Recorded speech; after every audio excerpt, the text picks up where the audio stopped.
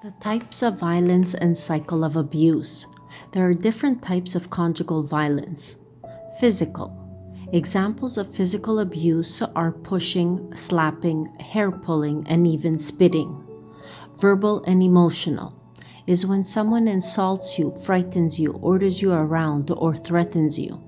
Economic is when you have no control over the finances. You are not allowed to work. You are forced to give your earnings to your partner, or your partner spends household income on drugs, alcohol, or gambling. Sexual abuse is any sexual act forced upon you without your consent. Spiritual abuse is when you are not allowed to practice your religion, when another religion is imposed on you, or when your partner uses religion as a justification for his violence. The types of abuse that are criminal are physical, sexual, and threats. You can call the police and press charges. The other types of abuse are not criminal, but you can seek help in other resources and shelters. Partners that are violent will also isolate the victim. The victim will be forced to become distant or cut ties with friends, family, and co-workers. This is a strategy used by the abuser. If the victim is isolated, it is easier for the perpetrator to have power and control over the victim.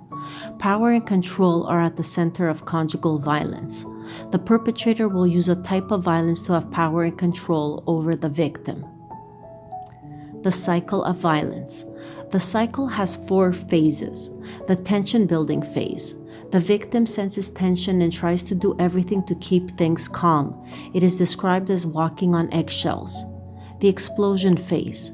The abuser will find a reason to explode and will be violent. This is the shortest but most dangerous phase. The justification phase. The abuser will give excuses for the violence and will also place the blame on the victim. The honeymoon phase. The abuser asks for forgiveness, promises it will not happen again, and even offers gifts to the victim. Many times, the victim stays in hope that the violence will not happen again. Unfortunately, the cycle will repeat itself. As time goes by, the cycle also repeats itself more quickly.